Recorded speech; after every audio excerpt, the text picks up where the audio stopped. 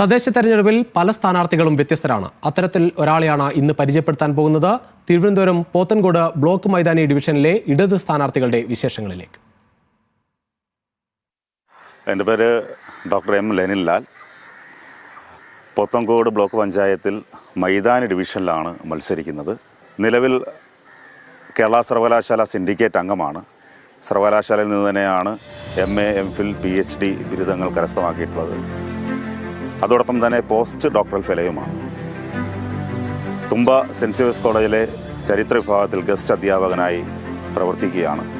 നിലവിൽ കടനംകുളം ഗ്രാമപഞ്ചായത്തിലെ കൽപ്പന 10ാം വാർഡിലെ മെമ്പറാണ്.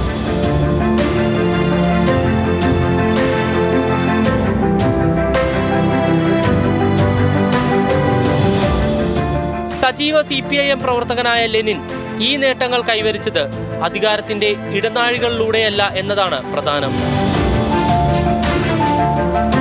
തിരുവനന്തപുരം ജില്ലയിലെ ഏറ്റവും അധികം നൊട്ടോറിയസായ പ്രവർത്തനങ്ങൾ നടന്നുകൊണ്ടിരുന്ന ഒരു പ്രദേശത്താണ് ജനിച്ചു വളർന്നത്. അവിടെ നിന്നും കഠിനമായ യാതനകളിലൂടെയാണ് PhDയും പോസ്റ്റ് ഡോക്ടറേറ്റും എടുക്കുന്ന നിലയിലേക്ക് വരാനായിട്ട് സാധിച്ചിട്ടുള്ളത്. ആ യാത്രയിൽ തീർച്ചയായിട്ടും ഇടതുപക്ഷ പ്രസ്ഥാനത്തിൻ്റെ ഭാഗമായി വിവിധ സംഘടനകളിൽ പ്രവർത്തിച്ചത് വലിയ കരുത്തായി മാറിയിട്ടുണ്ട്. അത് നൽകിയ കരുത്ത് തന്നെയാണ് മുൻപോട്ടുള്ള പ്രയാണത്തിൽ വളരെയധികം ഊർജ്ജസ്വലമായി മുന്നേറുവാൻ തക്കവണ്ണം ഒരു പ്രചോദനമായി നിൽക്കുന്നത്.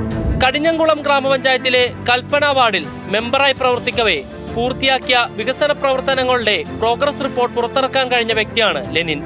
ഈ പ്രവർത്തനങ്ങൾ സംസ്ഥാനത്തെ ഏറ്റവും മികച്ച പഞ്ചായത്ത് അംഗത്തിനുള്ള ഫ്രീഡം 50 ഫൗണ്ടേഷന്റെ കർമ്മശ്രേഷ്ഠ പുരസ്കാരത്തിന് ലെനിനെ അർഹനാക്കി. അതേ ദീർഘവീക്ഷണമാണ് മൈതാനി ഡിവിഷനിലും ലെനിൻ മുന്നോട്ട് വയ്ക്കുന്നത്. ഭൂപ്രകൃതി അനുസരിച്ച് ധാരാളം തോടുകളും ഒക്കെ അടങ്ങുന്നൊരു പ്രദേശമാണ്. അതുകൊണ്ട് തന്നെ ഈ തോടുകളുടെ സംരക്ഷണ ഭിത്തികൾ നിർമ്മിച്ചുകൊണ്ട് സുഗമമായ ജലത്തിൻ്റെ ഒരു ഒഴുക്കിന് അനുകൂലമാകുന്ന നിലയിൽ ആ നീർത്തടാധിഷ്ഠിതമായ പ്രവർത്തനങ്ങൾ കൂടുതലായി ഏറ്റെടുക്കുക എന്നത് പ്രധാനപ്പെട്ട ഒരു കാര്യമായിട്ട് കാണുകയാണ്. നിലവിൽ ബ്ലോക്ക് പഞ്ചായത്ത് നടപ്പിലാക്കിക്കൊണ്ടിരിക്കുന്ന ക്യാൻസറിനെ പ്രതിരോധിക്കുവാൻ വേണ്ടിയിട്ടുള്ള ഫസ്റ്റ് ചെക്ക് എന്ന് പറയുന്ന നൂതനമായ പരിപാടി കൂടുതൽ ജനങ്ങളിലേക്ക് എത്തിക്കുക എന്ന ഒരു നിലയിലുള്ള കാഴ്ചപ്പാടും മുൻപോട്ട് വയ്ക്കുന്നുണ്ട്. ഇടതുമുന്നണിയുടെ സിറ്റിംഗ് സീറ്റായ മൈതാനി ഡിവിഷനിൽ ഷാജിൻ രാജേന്ദ്രൻ UDF സ്ഥാനാർത്ഥിയായും മോഹനൻ BJP സ്ഥാനാർത്ഥിയായും മത്സരിക്കുന്നുണ്ട്.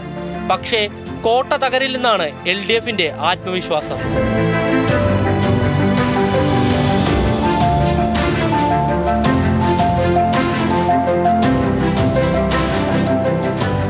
ന്യൂസ് മലയാളം, തിരുവനന്തപുരം.